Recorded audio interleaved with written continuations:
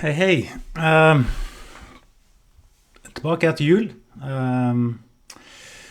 I will try to do this in English from now on.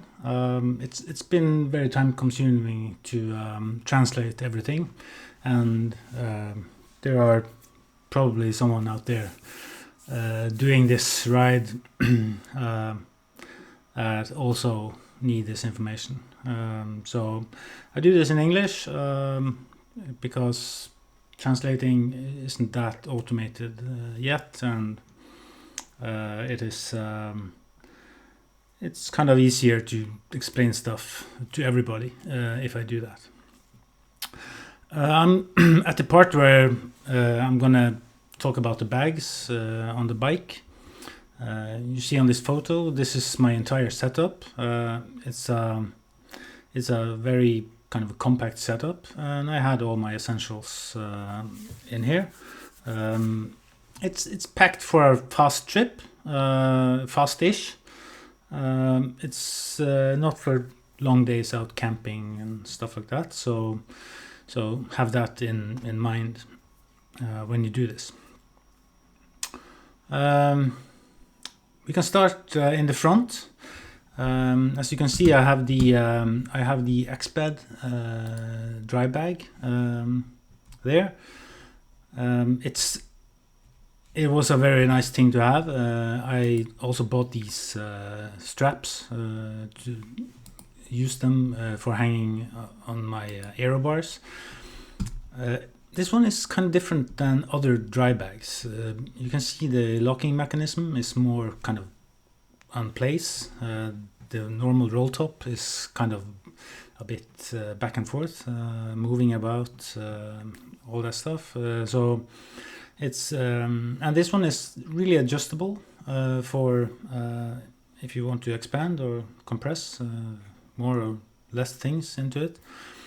And I have the straps around the daisy chains and then kind of just hanging on my aero bars on this one. It has an air valve, which is kind of a very good feature on all bags you should buy. So it kind of helps you compress everything and it gets nice and tight. The straps were also really easy to kind of adjust on the fly. When they were hanging on the aero bars, I could stuff things under it.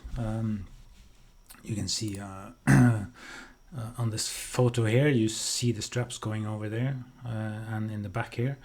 These daisy chains make it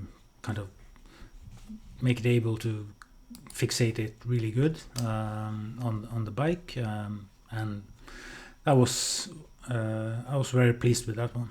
It also didn't kind of give you a lot of wind drag and stuff like that, and it was rather light. It was 5 liters. I would want something could be kind of 7 liters, not that long but a bit wider and deeper.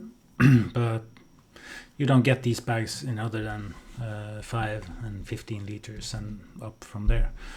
I have one in 15 liters and it's a bit too big being in the front here, even with the compression.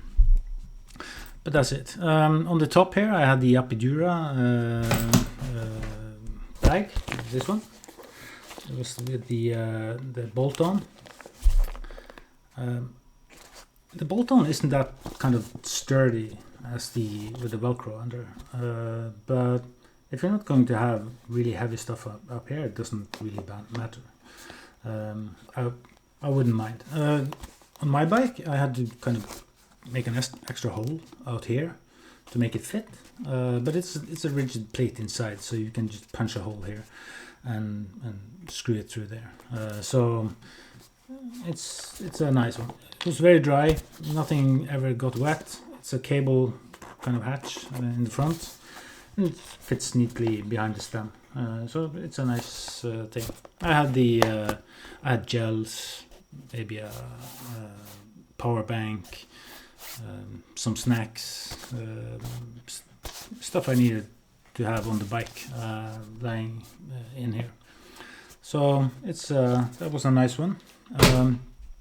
On the main triangle, I also had the Apidura bag, this one. I had the 4.5 liter on a medium bike.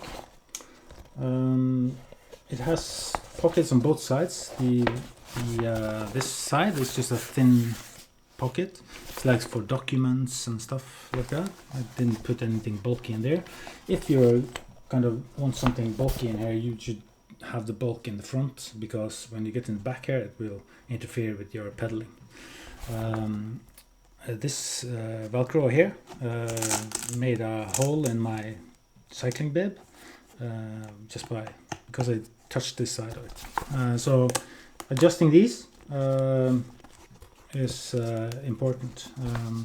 This one just squeezed in the main triangle, as you can see in the photo, and it contained all my tech stuff.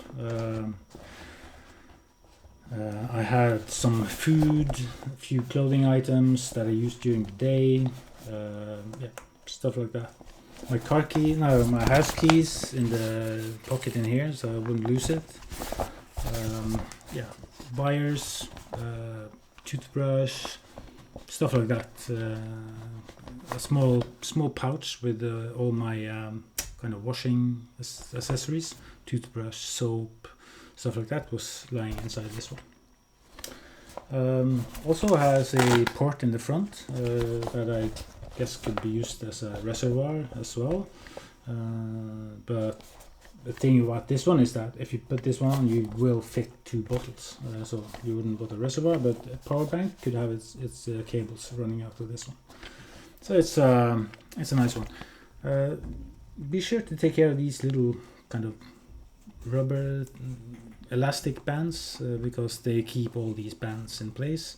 If you don't have them, this is kind of flapping about on all 3 of these things all the time. And this one could be adjusted back and forth, so it doesn't interfere, as you see in the photo, with the top tube bolt on, for example. Or other stuff bolted up on there. So this one also was a nice one. Everything was kept dry and it's very durable. I don't see any wear after 2,500 kilometers on it. It's a good product. In the back, we could take this one. Underneath here, you see this one. This is my Pro. It's kind of not a water bottle. It fits in a bottle holder, but it's a tools capsule. Inside this one, I had my bike tool, my mini tool, that also contained a chain cutter. I had a small screwdriver for adjusting gears. I had a small kind of plier to pull, bend, and stuff if I needed, kind of holding up wires while you're adjusting and stuff like that. I had these small patches, self-adhesive patches for your tubes. I had 2 tubes into this one, a mini pump. I had one of those, if you cut out a piece of an old tire so that you can lay it on the inside if you get kind of a catastrophic hole in your tire, so that you will kind of get anywhere without having to start catching a bus or something. So this was kind of my tools and all the bike stuff. Also inside of this one was an extra gear hanger,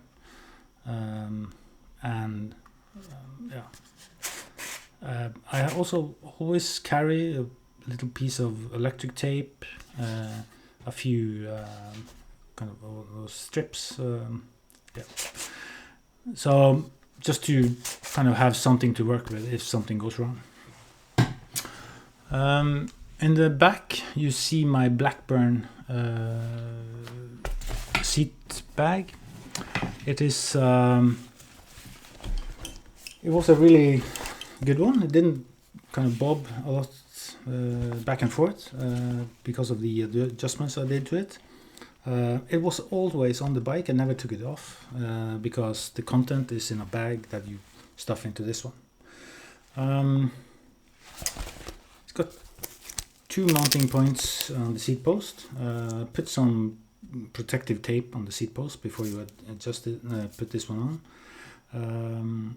They say this shouldn't be used on carbon fiber posts, but I really don't know if that is kind of it's not because of the weight, because it doesn't get that heavy, and so it's probably about wear and tear on the post. You have two of these going under the seat, and you have kind of a side strap going up here like this, and you have these main straps going in the back. So you can see in the photo here how my setup was, and you can see it here. What I did was that I bought these two, or this sling that I threaded onto this one. So whenever it was mounted, like you see in the photo there, I took these and I just stretched them up to the seat and grabbed them onto there. That kept this one really stable on the bike and didn't go back and forth when you were standing and pedaling and stuff like that. And it never got kind of out of shape. Sometimes when you bike, your bag just skews a bit to the side. But this one stays really nice in place, and it was really firm backed on there. This bag comes with the Blackburn seat bag. What's nice about this one is that it is kind of cone shaped, as you can see. That means that you get to use all the room all the way down into this area here. You get things stuffed really good down there. What's not so good about this one is that it doesn't have a valve, so you have to kind of manually remove the air from the bag before you kind of put it in, and you don't want that air to take up space in this one. So you have to find a technique to kind of remove air and at the same time roll it down. So in this one I usually have my tent and my sleeping bag, and a few other items as well into this one. It was very watertight and worked really nice. And as I said, this was 9 liters, and I really don't think I would want to go that much higher in volume on your seat bag, but I think 11 liters wouldn't make that much of a difference, but it's kind of what you want. 9 liters. I made it kind of stick in place in a good way. I don't know if I would have more weight further out if it would be that stable. So that's about the bags. I could have kind of I can consider having a small bag here, and I also considered having a bike rack, so that I could just take one of those dry bags and just lie it horizontally on the bike rack. But I ended up with this one. It was okay, very stable, and didn't affect the cycling a lot. I also wore this kind of cargo vest from Albion Cycling, and there was stuff I wore on this one that never reached the bags, and it also had a kangaroo pocket in the back that when I was shopping for supper and stuff, I just put it in the back and just went to my camp and ate this stuff for supper and for breakfast, and then just rode off in the morning. So it wasn't much room for food on the bike. I had some items into these 2 bags, gels and chocolates and stuff like that. In the beginning of the trip I also had some electrolytes and stuff lying about, but I will talk about that later. So that was the bags and the bag sizes. So hope that's kind of helpful. I will definitely pack a bit more next time. I will make room for a bigger sleeping bag. I will come back to that during the content video, but I will probably add a few more extra dry bags to my bike. Not too many of these bags, but dry bags give you a lot of versatility. So if you can fit dry bags around the bike, it's a lot better than these fixed small bags. That's my opinion. See you next time.